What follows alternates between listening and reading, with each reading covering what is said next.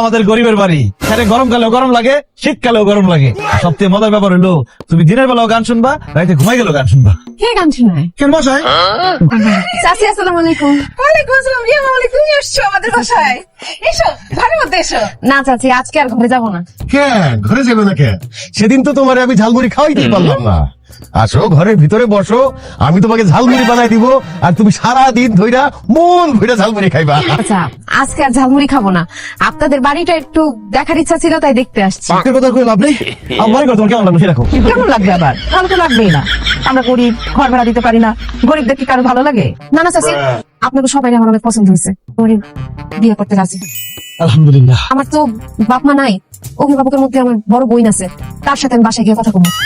আপনারা কালকে সপরিবারে বিয়ের ব্যাপারে আমাদের বাড়িতে কথা বলতে আসেন। আজকে তাহলে আমি যাই, কালকে আমাকে বাড়িতে দেখা হয়নি। আসসালামু আলাইকুম।